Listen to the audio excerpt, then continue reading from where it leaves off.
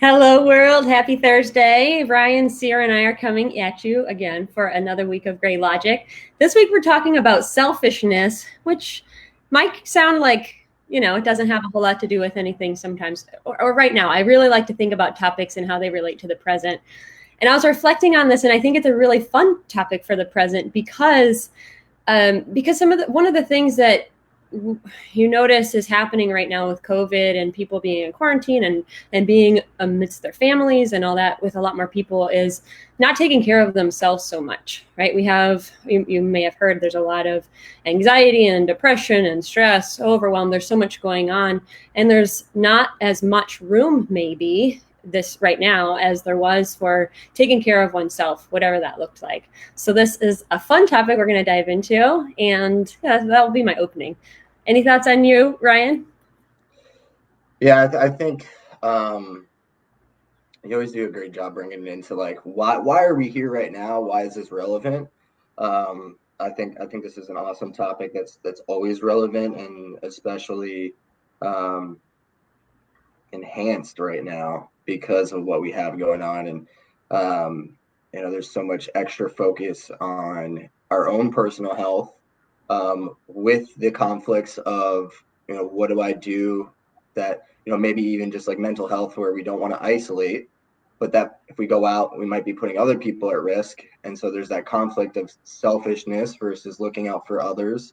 Mm, That's very much there right now. yeah. Um, and I just find it as like a constant battle. Like I always wanted to do things that are right for me and things that I think are good for me. But then always wanted to be giving to others. Mm, And and sometimes finding that maybe I swing too far a certain way. Like I mm, become too giving and then I'm giving from an empty cup and I'm neglecting myself. mm-hmm. um, or then I'm being too selfish and I'm not giving back to others at all. So, yeah, I think this is something that is a constant thing that I'm always trying to balance. And when I find balance, it does help out quite a bit. And then I think there's times where, for certain reasons, I have to swing a certain way. I have to go back to one end of the spectrum, depending on what my needs are, um, and what maybe the other people around me are needing as well. Yeah, yeah. Okay, and we often get right into the grayness of it, and so I want to polarize a little bit. And by Mhm. grayness, I mean that the objective of this show is Ryan and I are talking about polarizing ideas and concepts, and we want to bridge them and try to help find the middle ground. And as coaches, we kind of tend to go there. We're like, oh, you can pull from both sides for certain subsections. So I love to pull back and just start with the basics of selfishness. It's something that we were talking about in prep for the show is that I know for me, for example, I was raised that, selfishness is bad. I was raised with, sorry, there's that interruption. I was raised with four other siblings. So I was one of five. I'm number four. And I just remember like the concept of always needing to like share everything, share your space, share your toys, share your toothpaste, share not the ones in my mouth, but but everything was shared, and that was the nature of the space that I grew up in. What about you, Ryan? Well, I mean, I was the oldest of three, and I was always told to. I felt like it was as a role as the oldest sibling. I was told that I was always to look out for my brother and sister. Um, but as you were sharing that, I was thinking like, man, like it really it didn't even just stop with like my family dynamics. I just feel like society like all over says a whole lot about trying to give back to others and not really a whole lot about like watch out for yourself.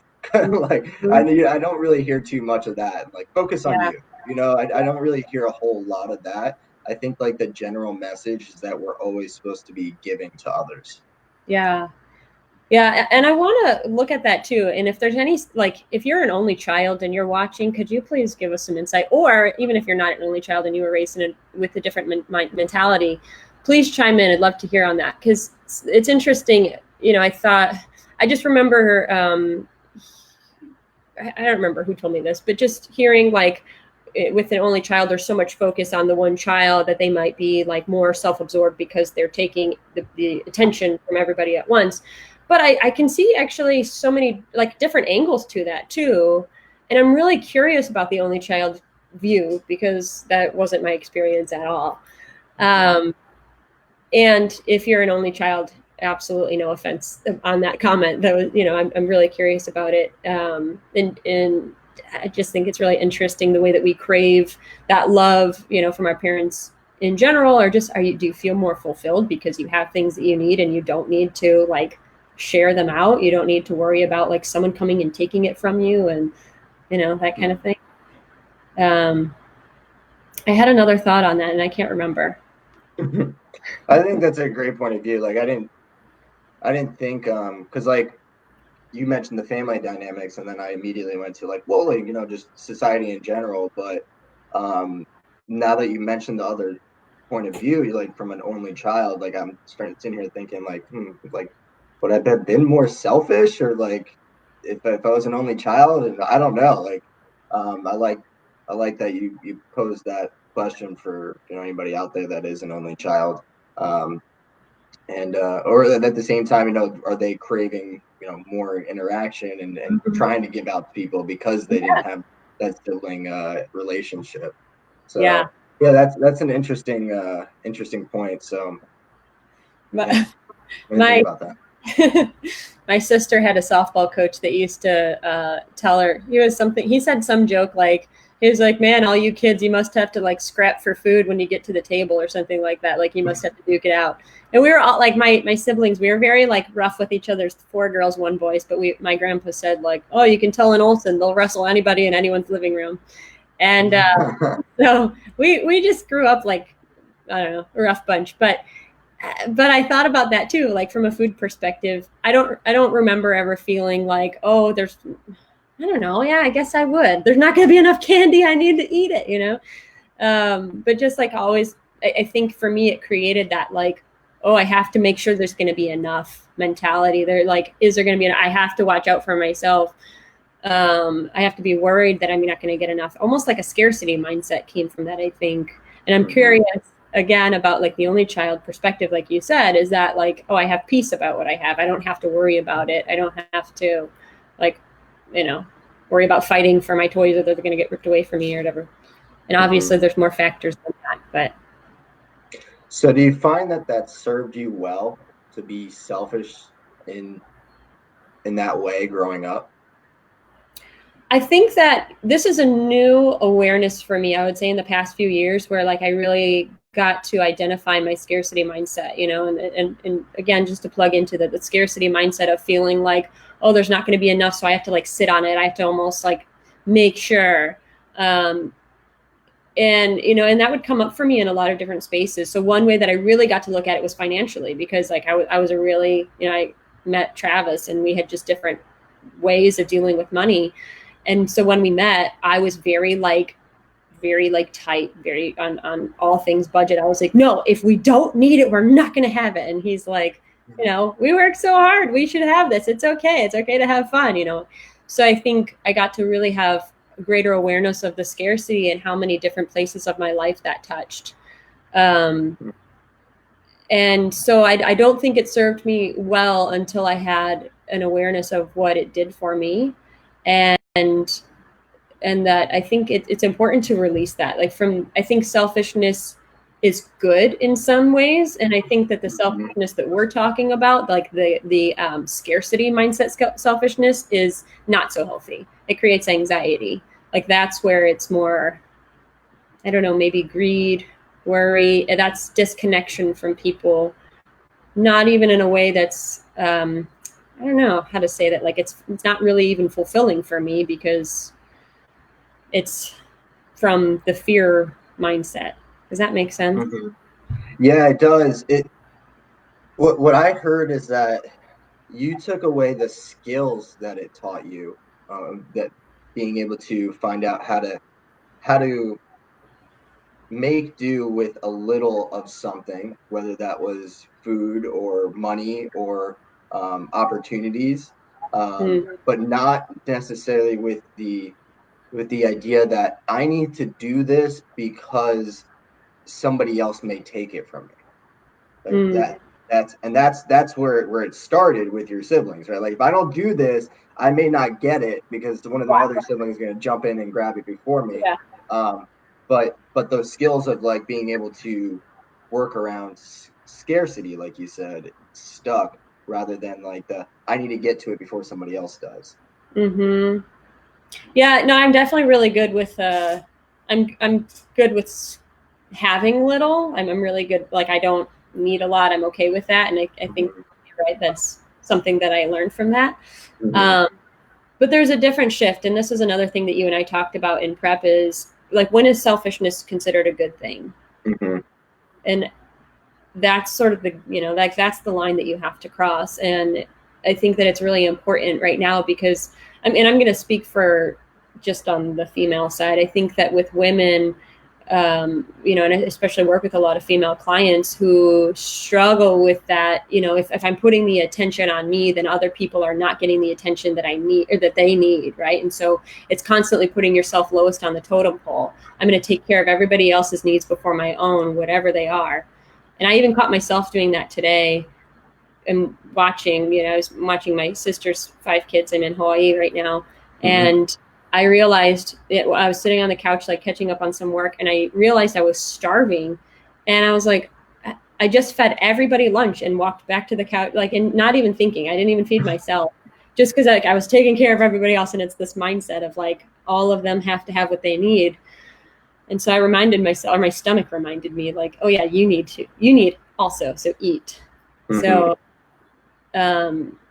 yeah, I mean, there's a lot of different tangents off of that, and I want to pass the mic to you so I don't keep jabbering. But Yeah, I think that's a good segue into my overall experience with this topic. And so, um, I mentioned this to you earlier. I was very much in the sense that like selfishness was like a no, like that's bad. We should stay away from selfishness, and everything should be about giving to others and sacrificing for ourselves. And that's the way I think I lived for a long time, or at least I thought I was living. I think I was probably selfish in some ways, but like just like whenever maybe I caught myself being selfish, like tried to see like no, I shouldn't be doing that. I should be trying to like sacrifice for other people, and that's the right thing to do constantly. Um, mm, until I had a conversation with somebody back in grad school, and I I think it was like I think it was a conversation between the ideals of like conservatism and liberal being liberal, um, and he said the phrase selfishness can be a virtue, and I was like taken aback. I was like, what do you mean? Like how can it be a virtue? And I really like had thought about what that person said. I really respect that person in general, and what he said to me, and having that open conversation. And I've slowly, as I've like considered and pondered that idea, um, grown more fond of it, mm, because I'm finding that the more and more that I put myself ahead of others when it comes to my health and my well-being and my happiness, that I'm able to give to other people from a fuller cup, and also without resentment, which is mm, really important for me too. So like if yeah, I'm constantly having to give to somebody and putting them in front of myself, and never putting myself in front of them, I eventually build up a resentment that I'm like, you know what, I just give and give and give to this person, and I maybe regardless of whether I'm expecting something back or not, I'm not taking care of myself at all, and that's because of this person. But that's the reality is because of me. It's because I'm mm, not taking care of myself first, and then giving what I can from mm-hmm, a fuller cup, when I'm happy, when I'm healthy, when I'm enjoying giving to other people. yeah, um it's and then it's really given me the ability to, when I give, like, I think it's from so much of a better place.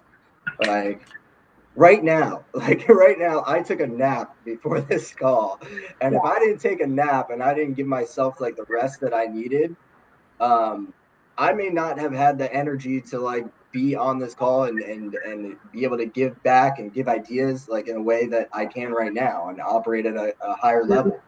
And so, and that would have been rude to you, Julie, and everybody else. And so, yeah, I think when it comes to health, well-being, and happiness, that selfishness really can be a virtue.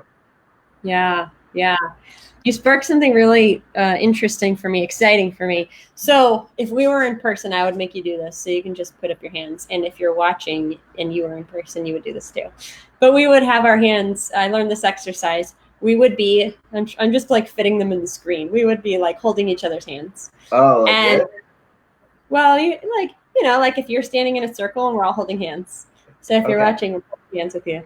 Um, and yes, exactly. And the exercise is to like brush the person's hand to the left. And so the idea is one person is brushing your hand and you're brushing somebody else's hand. And what you learn from this exercise is you stop and you look at, am I more comfortable giving or receiving? But And it's I think, happening at the same time, right? yeah. Like if you're in a And circle. yeah. And some people feel really awkward about like somebody else, brushing their hand Hmm. or even getting it squeezed. And what I'm getting at here is that to be selfish, we also need to be comfortable receiving. I think Hmm. that it's really a beautiful concept. I think of like the infinity symbol, that everything is balanced and you have to be comfortable on both sides. Oftentimes we're very comfortable giving, putting the attention elsewhere. But when it comes to receiving, it's very uncomfortable. And that can apply to so many areas of life. I mean, you think it, and giving and receiving is there. Julie, you just like triggered something for me. That's like one of the things I Okay. struggle with for sure is like, as I'm here, I am saying that like, selfishness is a virtue when it comes to my health and my well-being. Um, I still like don't like to be vulnerable and open up and say, you know what, I need to call somebody. I need help right now. Like I need Mhm. something for myself. Um, and I can tell because of that exercise. Like I just imagine myself doing that, and I'm just like, yeah, Yeah. I wouldn't mind rubbing, giving comfort to somebody else, but if somebody like puts their hand on me, I'm just like, no, I'm good. Like, um, so yeah, that's really important. I didn't think that we would that this topic would take us here. It always seems to find something that pulls at us. Um, and yeah, it's being open and vulnerable in order to receive help from somebody else has personally been something that I need to welcome more of. And when I do, it really does help me quite a bit. Yeah. Yeah, and I think that's really interesting. And you can look at that for, again, any area in your life that you feel uncomfortable receiving. You have to know that you're keeping people out here. Like you might think that you're really showing up for people, that you're really great and connected with people because you will show up for them all day. You will be the person that solves all their problems, that takes on their stress, that does all the things they need to do. Oh, you need a favor? I'm there. I got you. You can give. But if you in return are like, oh no, you can't come in, you're not allowed to take care of me, I'm okay, I got it, I'm fine, don't worry about me, I'm never going to call for help, I'm never going to take myself to the doctor, I'm never going to ask for a favor, I'm never going to blah blah blah, then you're not really as connected with that person as you think. It's like a trick of the mind because you think that you're like really letting them in because your heart is pouring out to them, but you're not letting them in. There's a wall there. And so being vulnerable and receiving actually allows you to be more connected with people. It's amazing. It's amazing because I used to think of it the opposite. Like if I take care of this person, then I'm going to be more connected. But it really has to go both ways. Hmm. You have to be able to open up and allow them to give to you, pour back. Yeah. So Julie, I think we both really supported the idea that selfishness can be a virtue, and Mm-hmm. how it can be a virtue. Is there a time where it's not, where it is detrimental? I'll go as far as we'll just say frowned upon, maybe. Yeah, let's pick that apart. I mean, knowing us, there has to be there has to be truth on There has to be, or we wouldn't have picked this topic, right? this. I was thinking about this, and and again, just since I'm spending so much time with the kids, I'm thinking about this because I like to just see, like, I always think about what things I remember from my past, what shaped me, what created beliefs and anchors in my mind, programming. And I think about that when I'm, teaching the kids. What are they going to remember out of this, and what am I teaching right now that's possible to take away? And you can't analyze it to death. You don't know what their brain's going to remember or how they're going to perceive it. But anyhow, so I was taking this experience, and I was working with my littles, and there's a 4 and a 5-year-old, and they were fighting over I don't know, the math blocks or something like that, building blocks. And one of them said, he said, I don't want to play right now. I just want to have alone time and do this by myself. And I thought about this topic, and I was like, well, growing up for me, it was like, no, you guys have to sit down, share, play nice, all that. And I thought, you know what? If you like, he's one of 5 as well. What if he does get his alone time? What if he gets to also know, like, a lot of times he does share, and what if he also gets to just have his space and enjoy this to himself, and have, like, have some time with it, and not have to, like, fend things off or fight over them or whatever. He just gets to be and enjoy whatever he wants to enjoy. Like, I gave him that little dose of selfishness. I said, okay, you go play, and you go play over there. You go play with something else, and you guys just enjoy your private time right now. Uh-huh. So that doesn't answer your question. I was just giving an example.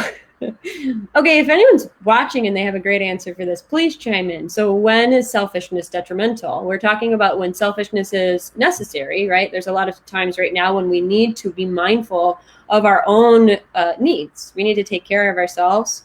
We need to manage our stress, our health, our mental wellness, all kinds of things. We need to give ourselves that time and space, whatever it is. So when is selfishness detrimental? I think I can give one example at least. When selfishness finds greediness, when we get greedy and take more than we need, or take more at the expense of others. I feel like there's an exception in there. I thought of an exception as that was coming out of my mouth, but like the idea of, like,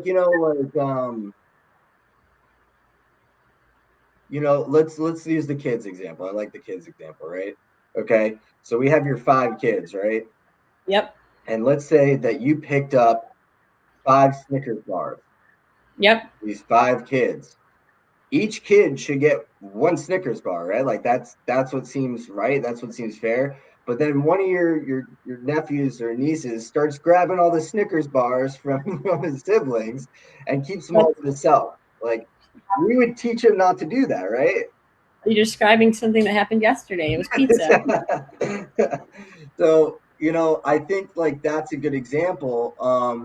But then, this is a good metaphor for society right now, and like, I think the concept that we have around, like, big money earners, like millionaires and billionaires. So let's say each of your kids now has 10 Snickers bars. They each have 10 Snickers bars, and now you're one of the kids starts figuring out a ways to, like, getting all these Snickers bars, by maybe making agreements with your right with his siblings, and he ends up with, like, 20 of the Tell me. Snickers bars, and, like, so much more than the others, and they still have enough, but maybe not as much. Is that fair? I'm still processing it, but Michael jumped in. When we are focused on ourselves without a vision for contributing to all of humanity, low energy. When I focus on myself and see the result of this impacting everyone and everything, it has more energy. Yeah, absolutely. That's a good point. That's something that I was kind of thinking of when Ryan was talking, is that, we're wired like our highest human need is contribution. It's the most fulfilling thing, contributing, giving back to others. And at the same time, like you said earlier, there's a balance to it. And I'm still not at I'm still not at the root of the question. I was trying to make a How, metaphor for like for like the economy there, right? Like the exchange of like services and or goods, and then like, but I mean, it's now that I'm thinking about it, I'm like, I'd have to like, what maybe if there's regulations on the kid, then like as long as he was doing it with good ethics, like it was getting too complicated. But I guess the concept was like taking from others at their expense, as mm, one concept, and then taking from others, when we mm, don't need as much as like we're taking. okay. I'm still on the precipice. What's coming to mind for me is I think about like the energetic exchange. And that's different than, like that doesn't apply to everything, I think, because I think about energetic exchange like if I'm giving value, again, it's like the infinity, like I'm giving and so I can receive. So like in the economy, like when you give, when you offer somebody a service, you're offering them a level of value, and Mm-hmm. they're exchanging what we use in present day is paper or Venmo or Mm-hmm. whatever. Our present way of offering back for the value that they give is by giving them some paper that's worthy of their service, right? Mm-hmm. Mm-hmm. And in the past, it could have been another service. You would have exchanged services or another product of some kind, right? You could barter.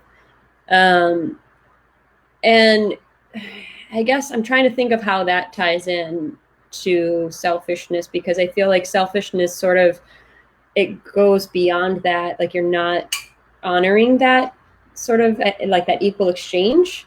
But does it always need to be equal? Like, is it okay to indulge in it not be equal sometimes? I No, it doesn't always need to be equal. I don't think it always needs to be equal. Well, I do think that even if it's not equal in one thing, like say I offer you something and I don't receive something back, I do think that it still comes back another way. Like I just feel like that's how the universe works. The world just is continuously like flowing with giving, receiving. And so, Mm. you know, uh, I might get that. It might make up for it somewhere else. You believe You in know, giving, receiving karma out there? I'm just, that's exactly what I was just thinking is karma came to mind. What Giving, goes receiving karma. Yeah. Um, I don't know, I'm just trying to think of like limits to it, like how do you we define? talked about the limit of giving too much. Is there a limit of receiving too much? Mhm. Is there a limit of receiving too much?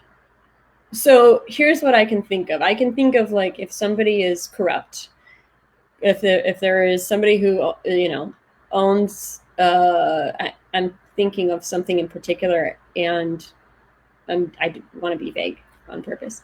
So if somebody is, they have a business and Yep. they're scamming people. Hi, Tara. Good to see you. Tara says yes, karma for sure. Tara, if you have any other advice for us here, please let us know if we're a little lost on this. But but I feel like if you're running a business, say, and you're scamming people, right? So you're making money and it's not in like a positive way, say, like you're taking advantage of people, Mhm. uh, and you're receiving a lot that way. Like I can think of somebody, for example, who has so much money and they haven't done it necessarily in an honorable way. They're taking advantage of like a system and a situation, and taking from other people's pockets. I think it's easy to identify when somebody's being selfish. It's just hard to like define what the limits are. Does that make sense? Like we can look and be like, yeah, that person is selfish. That person is being greedy. But what is the line? Like when is it too indulgent? Maybe I would throw in that trait of you're taking advantage of people. Like you're not doing it in a high vibe way. That's not a good way to say it. I mean, that's like I think this is almost a whole nother topic in itself, and it's so complicated because like how to define each like factor in there of that business and how they're making their money. Um, I'll use a good example, Walmart. You know, Hmm. Walmart's providing a service, and like everybody, like I shop at Walmart. Like I like the products that I get at a reasonable price. That makes sense. That's a fair exchange in my mind, right? But then are they paying their employees too little? So is that now ethical or not? Like Right. I don't know, and then we have the whole topic of like what's getting paid enough, and like are those people working hard enough to get like paid enough, and it's like a whole can of worms. Um, but I don't know that I want to go all the way down that route. I think I almost want to just stay and, and and we could pull it a different direction if you think it's appropriate, but I almost just want to stay at like just the concept of like earning that much, like receiving that much in exchange for everything that we're doing. Like does there need to be a limit of receiving all those riches, I'll say, like the riches, that amount of money, or is it, let's say in a perfect world where it is completely earned ethically, that there should be no limit, and now that person can just like receive and receive and receive and not give, and has no requirement to give back. Okay, so you're describing Jeff Bezos, Yeah, right? sure. Like Yeah, absolutely. no, there's, and I'm trying. I I don't was know. I trying to mean, I don't put the know if numbers. Jeff Bezos gives back like in any way, like gives back to charities, or or gives back enough. I guess I don't know. No, no, no. That's my point. Is that we're talking about like ultimate receivership, and Yeah. I've seen different quotes on this. So help me out if you know what I'm talking about. But it was like if you were to make, I don't know, I forgot, X amount of dollars a day. It Yeah. was like 100 and something $1,000 a day every day since the invention of the printing press. You still wouldn't have as much money as Jeff Bezos. That's insane. And I Mm-hmm. might have the figures wrong on that. You can, but regardless, he Boatload of has money. more money than you would need for how many lifetimes? I don't even know. Right? Yeah. It's insane. And is he providing a service? Yeah, he's providing a lot of services. Like Mm-hmm. you don't have to go off your couch and I you can love get whatever. Amazon too. I'll admit it. I actually am anti Amazon. Oh, you are? Okay. I'm sorry. It's too damn convenient. I use it a lot. I really do. Well, actually, my friend lent me this little zine that was like, why you should boycott Amazon. And I was like, whatever. I didn't expect to learn much from it. But I loved learning about it from the small business perspective, about like how businesses, like competition is allowed to thrive in our community. And I just thought about like, how many times am I not giving back to my own community to help people locally thrive just Mm-hmm. because I don't want to get off my couch, or just because Amazon has $2 cheaper or whatever. Mm-hmm. So I love that. I love the idea of just like being able to like feed my local economy and help them grow, instead of just Yeah. continuing to put money in Jeff Bezos' pockets, who doesn't care about Houston probably. So, Mm-hmm. anyhow, so the point is, you were talking about like how much at what point or how much can we receive like on that side of the spectrum. Um, Yeah. and when we can say it for somebody else, right? Like, do you think he needs to stop making money at some point? Think we should put a cap? In my personal opinion, he doesn't need the amount of money that he needs. Like it would I can't like see it changing his lifestyle or well-being in like any way to have some sort of cap on there. Like at least a cap that makes what I'm saying true. Right. Um and it also goes against like my reason for having selfishness as a virtue, is that Mm. it puts me at my best ability to help other people, but like again, always making sure that I'm taken care of, but then setting me up to help others. And so you know I don't think I think I don't think we need that much money, just in general. There it can go back to other people, but I do like that there should be um, should be reasons to want to work that hard for that amount of money. It does take the cap off of like the free market, or puts a cap onto the free market. But like you said, you're doing your part to like remedy that. So it's Yeah. a very complicated topic, but yeah, just at the surface, I think at a certain point, some of that money should be given back to other people. Yeah. Well, and again, like that's going to dictate how you live your life too, because you are like you have this belief then that like my name is Ryan Sear and I have a cap on my life, like financially, right? Like there's a amount of money that I would feel receiving. Yeah, But 100. Let's say 100. I don't know if this is the right amount, but $100 million should I'd be comfortable with that. that'll, A but hundred million. Bezos, obviously, if he was in this room right now talking with us, he would not. He doesn't have that cap. No, He he wouldn't. doesn't he doesn't have a problem with receiving the ultimate. Like he must have a mindset of like I Yeah, can receive as much as I want because he is. right. And he's not stopping. He was like, "Oh, bookstore? Nah, we're gonna sell everything.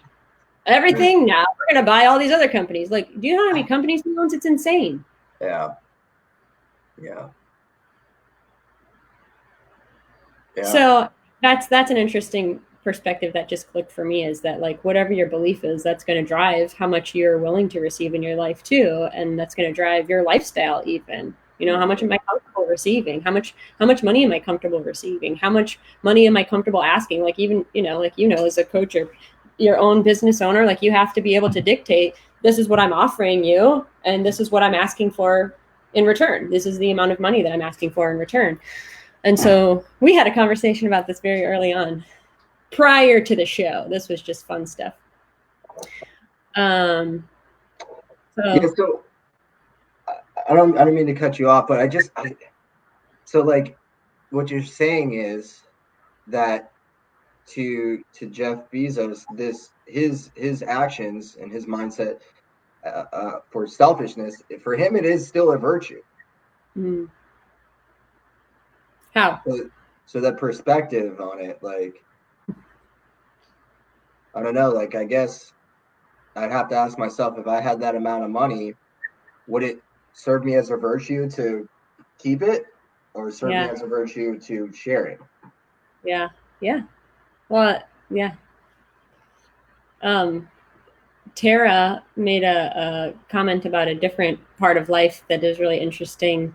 She says, I think there have been a lot of selfish people out there that I thought I was friends with, but then got burned. Same. So I think being selfish with figuring out who you want to be around is completely okay, because you want to build a friendship/relationship up. You want to enjoy it and get joy out of it and meaningfulness. Yeah. There have been people that take a friendship for granted and it hurts. So I think making boundaries and establishing some selfish ways to figure out who you want in your life is needed. Yeah, which is a completely different topic than Amazon. And I'm not knocking Amazon. Tara has actually a really funny Amazon stories, but anyhow, I think that's a great point. And she mentions a word that I was thinking about earlier, which is boundaries, which is establishing the boundaries that you need in your life to be selfish. Or I don't know where I learned this word, but I like referring it to sometimes as self-full, right? Like you're taking care, like you're filling yourself up, and it gives it was told in a positive connotation. I'm taking care of myself. I'm not doing this from a greedy perspective or to take advantage of other people. Mhm. Yeah, I like those boundaries. That really speaks to me a lot, and I think it adds a whole other element to how I see this, where like that's what I described with a little bit more concrete explanation, is like setting the boundaries that I take care of myself first, um, and then I welcome in other people and welcome giving back to those people, as long as like my boundaries are still being respected. Yeah. Um, I think that makes a lot of sense to me. I also see expectations feeding into that too. What do you mean? Like if I set the expectations, um, if I set the expectations that people are going to take from me when they can, Mm, um, then I'll be a little bit more cautious about when I like open up to give certain things and give favors, um, or help in any way. Um, but then if I expect, that if I set the expectations that, I'm going to give everyone the benefit of the doubt and say that everyone's got a good heart, and coming from a good place, then I may give more and that's when I get burned. That's where I see like Tara talking about it. That's where I get burned, and like I start giving too much and not getting anything in return. And I'm just pointing out the two. I don't know that either one is right or wrong, or that maybe like most things, there's probably a happy medium. Yeah. But I'm just seeing like that expectations playing a part in how selfish or selfless we might be. Yeah, and I think it's important to say something here too, which is that, we talk about how this doesn't have to look 100% across the board. Like, you don't have to be 100% like, I'm a this level giver and this level receiver. If that makes sense. I think it can vary based on the person, and that's totally healthy. Like Tara's saying, you have to decide, like, who are you willing to kind of let in more, who has earned your trust, who has earned that place. And who do you need to have more boundaries with? Who do you need to say, no, I'm keeping you here. You don't deserve my time, or you don't deserve my energy. You don't deserve my vulnerability even. So I think it can vary. And that is, that's a way of taking care of ourselves. That's not like a negative way. But it's essential, right? Like, we talked about before with like there's certain people that you're going to hold out, and there's certain people that you're going to allow in and share more stories with, or do more favors for. Julie, I'm trying to explore another question here. Maybe you can help me with it. Sure Can thing. those boundaries that we set for ourselves also serve others? Yes. Yeah. Yes. Well, the first thing that came up for me is like by example, it helps others. Mm-hmm. So for the kids, for example, they get for the kids, for example, they get to see, and I'm not a mom, I'm just auntie, but they get to see like, oh, mom needs her time, and so mom needs to have her time at bedtime. Say like all the kids have to go to bed, and mom needs her like hour of peace. Um, and that it's okay, like it's okay for a mom to say, I need to put my foot down here because I need to focus on me right now. And I think about that with friends too, where again, I'm going to speak from like female perspective that, and this isn't only women, but I just notice it more. It's just like putting yourself lowest on the totem pole and always saying yes to other people and always being there for other people and feeling almost like this sense of obligation to be a good girl and show up and take care of other people first, put yourself last. I think by putting your foot down and saying no, like you can show people how to respectfully set a boundary. Like you can teach them that it's okay to say no and not be thought of as a bad girl or as a bitch in case there's children's in the room. That's a worry, is if I don't say yes, oh, then what is she going to think about me, or how are they going to feel about me, or are they going to think I'm mean and they don't want me there anymore, or how is my character going to look? So I think that it definitely serves other people. Mm-hmm. Ooh, Michael made a good comment, but I want you to go first. Yeah, you made me think about people pleasing, Mm-hmm. and on the surface it seems like, oh, people pleasing, like that sounds nice. That sounds like the nice and like right thing to do that like serve people. But the way you described it, and I agree with you more in that way, that setting boundaries and doing the things that maybe aren't necessarily people pleasing, but asking the question, what really serves this person, what serves me and serves this person, is setting boundaries and not doing the thing that on the surface might please them right away, but maybe teaches them, um, Yeah. maybe does give them respect, and it gives yourself respect, and then therefore building respect between the two of you.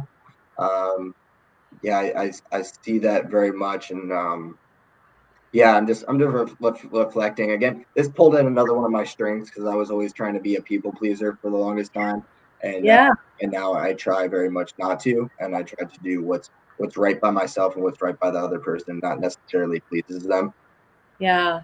Yeah, that's actually great. I love that you said that. And that's kind of what I probably have been trying to think of this whole time, that phrase of people pleasing. Mm-hmm. Um, I think that a lot of people struggle with that. And craps, I forgot where I was going to go with that because I saw another good comment from Michael. Mm-hmm. Michael talks about meditation being a great way to fill himself up. So the more people in the world that meditate, the more it improves humanity. It has a ripple effect. Yeah. It's a blend of selfish and selfless. I love that. And I think that's great. That's a great concept too. Mm-hmm. I completely agree with you on that, because I notice that if I take that time to give myself the awareness of like what's going on in my mind right now, what show am I running just on autopilot because I'm not taking the time to just be present, that allows me to be more centered and to like be more intentional and to not be reactive. So I think that it does have a great ripple effect. Absolutely. Mm-hmm. You look like you're still in a thought cloud. No, I feel very I feel good. I feel good. I feel like I learned too much from this one that like now I'm like I had to absorb. I'm having to absorb a lot of this. Just kind of still exploring the whole people pleasing. Sorry that I got lost No, in that, but yeah, I this has been a very good learning experience for me. I think I mentioned this to you, you know, like when we talked about this topic, that it's been a very dynamic change for me over the last couple years. mm-hmm, mm-hmm. Yeah, and I think that again, a lot of people struggle with people pleasing, and some things that were really just almost profound, like so transformative, but so small. Where I remember like the first time somebody told me no, where she was like, "Oh, I need to cancel today because um, whatever reason it was, it didn't even matter what the reason was. She was just like, you know what, I need to take some time off today. I can't make it." And like my old self would have been like, I'm going to be at every meeting, every call, whatever I have to do. If I'm driving, I'm going to pull over and make it. Like, I will make it happen. That was always like my like frantic mindset of like, if somebody's depending on me, I have to be there, even if it's just a Zoom call. And from that, I was like, oh, whoa, it's okay for things to be easy too. It's okay for me to be like, you know what? I actually do need a little bit more time and like Mm-hmm. space, stretch out in my day and just be present with whatever I'm doing right now. And it's okay to reprioritize and dictate what is important or what feels important, um, even if it's not serving to somebody else. Like, that's okay. Yeah, and for me, I feel like in that situation, I would if I felt that way, I would feel like offended that that other person would do that, right? Mm. Mm-hmm. Because that's something I don't accept in myself.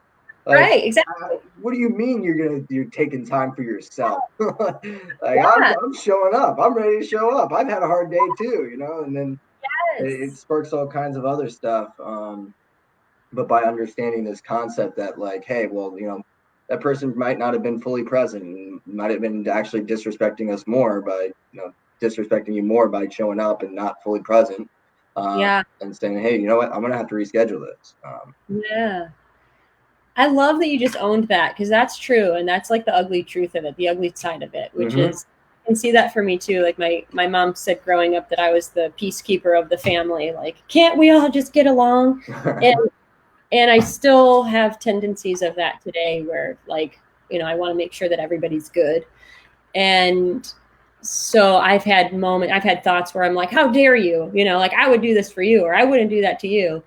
And you're exactly right. It's whatever I'm willing to accept in myself, like whatever um, yeah, whatever boundary I have set for myself, I'm projecting onto that person as well. Or whatever belief I have of myself, like what is necessary is what I'm projecting onto them as well. Mm-hmm.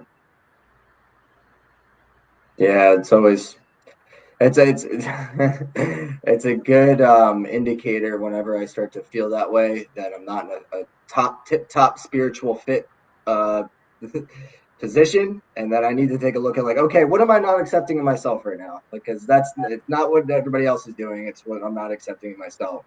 Uh, Yeah. Taking a step back there. good indicator that I need to be selfish for a moment and go take care of myself so that I'm not nasty to other people. Yes, sir. I think no, this is a really interesting just concept in general, is that we're born, like, we need each other. We all physically need each other. We're wired for tribes, and we're wired to take care of each other, and to, like, women to nurture and help grow and take care of babies from infancy. And then at the same time, we also need to, like, we're also responsible for our own actions and our own, like, our mindset and our health. Like, we're responsible for this vessel that we've been given. And so we also have to balance that, I think. We're really all just a bunch of overgrown babies. Yeah. that need our attention and need our self-love and self-care. Just like Yeah. Yes. Yes. Yeah.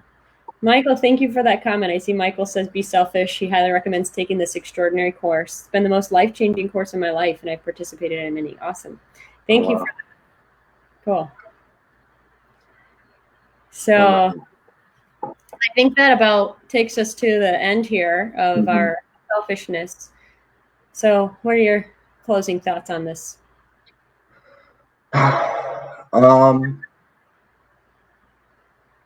Yeah, it brings me back to this is something I'm just like constantly learning about, and so I think my takeaway is to like just continue to try and have an awareness around um, balancing, doing enough for myself that I feel rejuvenated, healthy, taken care of, and happy, but not getting complacent, because sometimes I'll get to that spot where I'm like, okay, yeah, I feel good, but I feel good doing this right now, so I'm just going to stay here and not give back to others. But there's a point where I start getting too selfish at that point, and my I'll say my happiness, it starts to like retreat. And so, but then I start to give back to others and do things for other, just a couple of like small service things, like going, what can I do today that's like going to help somebody, like hold a door and do like small things that helps bring me back to like medium. So, like I said, it's just a constant awareness for trying to use selfishness as a virtue, but not letting it get the best of me. Yeah. Cool. What about you, Julie?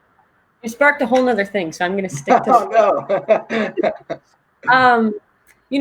Getting married this year was an amazing experience for, and just looking at it from the selfishness perspective, it really allowed me to look at like how much I'm willing to receive too. And I was invited to receive so much. I was, like, just by people wanting to help, sending gifts. Like, I remember the first time I tried to start my registry, I was like, I hate registering for gifts. I don't know what to want. I don't care. I'll go buy it myself.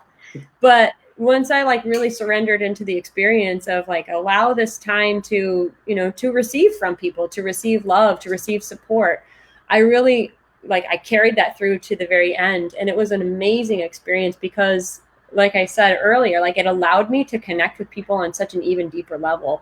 And it allowed me to invite them in to share that joy with me. So we had a chef hired for our wedding. And since it was COVID, like, everything had been canceled. So we had to redo everything. And we got to this venue where it was going to be small, and we had a chef, and he canceled on us just 2 days before the wedding. And that just put us in like, okay, cool. What are we going to do now? Order pizza? Sure. Like, at this point we were like, I don't even care. Let's just order pizza. Yeah. But my family said, we really want to help. They said, and friends too, everybody was so like, just stepped right up, and they said, we want to make this special for you. And we were like, okay, well, we don't want you guys to work. We don't want you guys to feel stressed. And they said, no, we want to do this for you. And they put together such an amazing experience for us. They made us the most beautiful dinner. We were supposed to have a Greek dinner cooked, and they recreated our meal and just made this beautiful potluck for us. And that was, that made the wedding so incredible. Like, just the experience of like really sharing it with people. And so that allowed me to have this intimate understanding of like the ability to receive and what that does for connection. And so my closing thoughts on just in this conversation is that the comment about like how much are we willing to receive, and what is the cap that we have on our own lives for receiving, and what do we think is okay, and looking at that in different places of my life right now, in relationships, with my husband, with my business, with family, with food, with everything. I think it's a really interesting place to take inventory and see what my caps are. So that's my takeaway. What a heartwarming story. I agree with Tara's little heart faces there. Like, you got me feeling all fuzzy. Like that was nice. That was great. Thank you for sharing that. Yeah, yeah. Tara's one of those gems. She helped make my day so special. So Mhm. back at you, Tara. Um, so thank you guys for watching. Thanks for all the engagement and the interaction and helping us to steer this conversation. Because as it goes, we always run into things like neither of us are pros. We're just exploring curiously different questions. It's great to have interaction from you as well.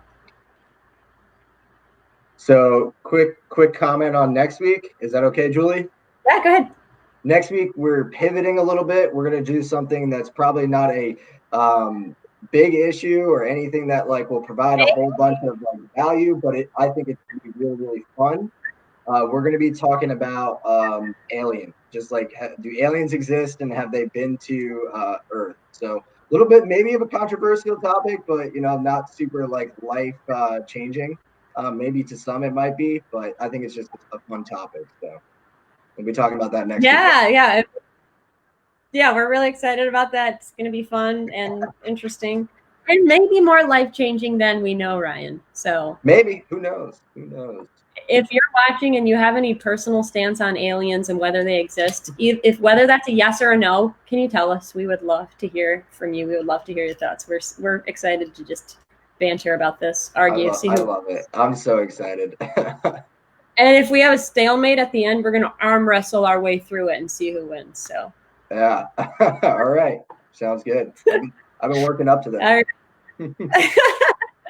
Thank you, everyone, for being with us. We'll see you next week, same time, same place, Thursday at 7 p.m. Central, 8 p.m. Eastern. Yeah. Sounds Okay, good. cool. Thank you.